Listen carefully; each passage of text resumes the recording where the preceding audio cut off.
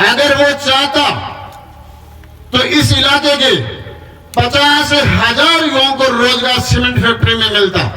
ऐसी हवेलियां थी नौलगढ़ में जो पर्यटक दूर दूर से चल के आया करते थे, मंडावा, मुकुंदगढ़, नौलगढ़।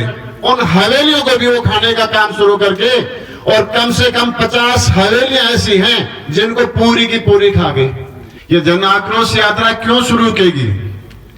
पिछले 4 साल से आप देख रहे हैं इस कुशासन, इस कांग्रेस के शासन, इसकी विफलताएं, इनके किए गए वादे, उनके खिलाफ हमको ये शुरू करनी पड़ी।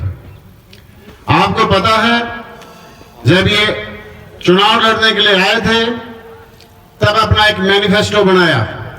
वो मैनिफेस्टो नहीं था, वो सिर्फ राजस्थान की जनता को बावला बनाने के लिए या बरगलाने के लिए एक मैनिफेस्टो बनाया। हमारे पप्पू जो केंद्र से आकर के, उनको ये पता नहीं था कि 10 दिन कहना है या 10 महीने कहना है। आते ही एक ही बात कही कि किसानों का संपूर्ण कर्जा 10 दिन के भीतर माफ कर देंगे। उस बात को लेकर के मेरे किसान भाई सब आश्वस्त हो गए, लेकिन हमको यह पता नहीं था कि इस पप्पू की आवाज में कितना दम है। आज वो वादा एक सिंगल किसान का भी पूरा नहीं किया। दूसरा सबसे बड़ा तबका मेरे युवा साथियों का था, जिसको भी बरगलाया गया और ये कहा गया कि 3500 रुपये प्रति महीना हम उन बेरोजगारों को भत्ता देंगे। मुझे नहीं लगता है कि आपके आसपास या आपके किसी बेटे बेटी को 1 रुपए भी भत्ता मिला हुआ होगा। कुछ लड़कों को उन्हें लगाया है 3,500 में 20 किलोमीटर दूर किसी जगह पर उनको ड्यूटी दे दी गई या छोटा मोटा काम दे दिया गया। क्या वो बेटा बेटी 20 किलोमीटर जाकर के और उस 4,000 रुपए के लिए 12 घंटे खराब करेगा? ऐसे ऐसे वादे इन्होंने किए हैं और वो विफल हुए हैं। अब वादे तो वो भूल गए, सरकार में बने रहने और बनने की होड़ में दोनों लग गए।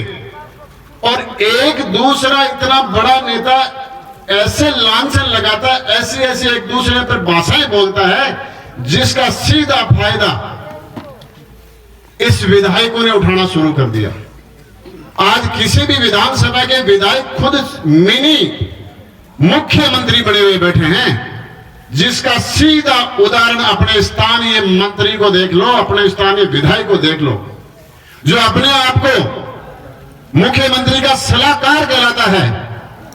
सलाहकार उसे कहते हैं जो अच्छी शिक्षा दे, और उसकी शिक्षा मानते हुए बद्रीनाथ जोहड़ जो पिछले 300 सालों से लगातार किसानों के पशुओं का मेला भरता था, किसान अपने पशु बदलते थे, बहुत सारे लोगों को रोजगार मिलता था, उस जमीन को हड़पने के लिए इस सलाहकार ने कान में ऐसी फूंक भरी जो एक योजना लेकर के आ गए, और उस बद्रीनाथ जोहड़ को खाने का पूरा प्लान कर दिया गया।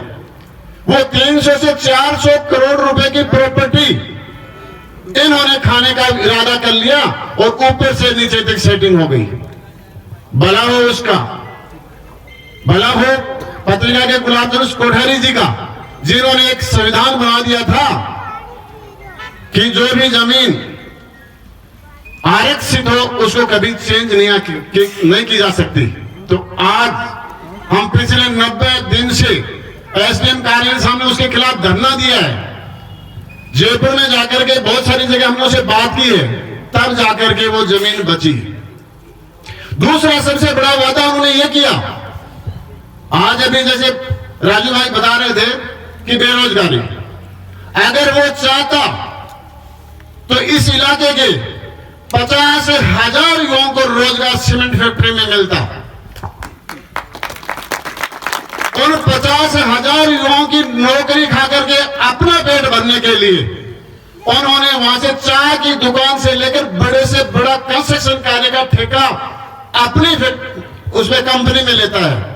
और दूर दूर के दूसरे मजदूर ला करके उनकी पूर्ति करता है। वो 50,000 तो दूर की बात, मुझे नहीं लगता किसी 50 आदमियों को भी स्थानीय रोजगार कहीं मिला हुआ हो। क्या बागोरिया की ढाणी से कोई एक आदमी ऐसा है जो सीमेंट फैक्ट्री में कहीं ऊंचे पद पे या किसी भी पद पे कार्य कर रहा हो? नहीं है।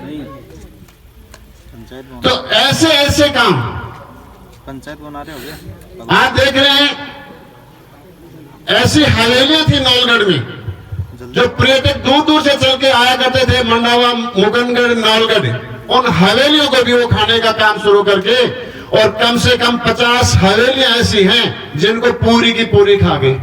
तो ऐसे ऐसे बहुत सारे वादे इन्होंने किए, जनता को बरगलाया, बेवकूफ बनाने की कोशिश की। लेकिन ये नौलगढ़ की जनता समझदार है, एक एक चीज इनको याद है और इनका हिसाब 2023 में चुकाना है। आज हम उस बात के लिए आपके पास आए हैं कि 2023 आने वाला चुनाव सिर्फ कमल को महत्व देते हुए, सिर्फ फूल को महत्व देते, आप उसका ध्यान रखें और उन्हीं के महत्व को समझें। और वो क्यों समझे, इसके लिए मैं छोटे छोटे 2-3 काम आपको बताता हूं। वसुंधरा राज में 50,000 रुपए तक का कर्ज माफ हुआ, बिजली सस्ती हुई, टोल टैक्स माफ हुए, 500 रुपए में घरेलू कनेक्शन ग्रामीण क्षेत्रों में दिए गए।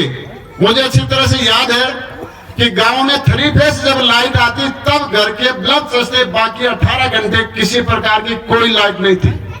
और वो वसुंधरा राजे ने आकर के 500 रुपए में प्रति घर ग्रामीण क्षेत्रों को लाइट से जोड़ा। आज गांव और शहर एक जैसे। ऐसे बहुत सारे काम। अभी राजू भाई बता रहा था, प्रधानमंत्री जी ने पक्के घर देने का वादा किया और आज पूरे भारत में 6 करोड़ पक्के घर उन गरीब लोगों को मिले। हर घर तक जल नल के द्वारा पहुंचाने का काम किया है, जिसका 27,000 करोड़ रुपया राजस्थान सरकार में आया है। और वो पूरा 27,000 करोड़ की बजाय 400 करोड़ रुपए मात्र खर्च करके उस योजना को भी विफल बनाने के लिए इन लोगों ने ये काम किए। ऐसे बहुत सारी बातें हैं, मेरे काफी वक्त और बचे हुए हैं, वो आपको बताएंगे। आपको सिर्फ एक चीज का ध्यान रखना है, चुनाव में सिर्फ फूल पे अपना को वोट देना है। और अगर फूल पे वोट आएगा तो अभी बहुत सारी जो समस्या आपने बताई, वो समस्या आप एक शिकायत पेटी हमारे इस रथ के साथ में चल रही है, उसमें डालें।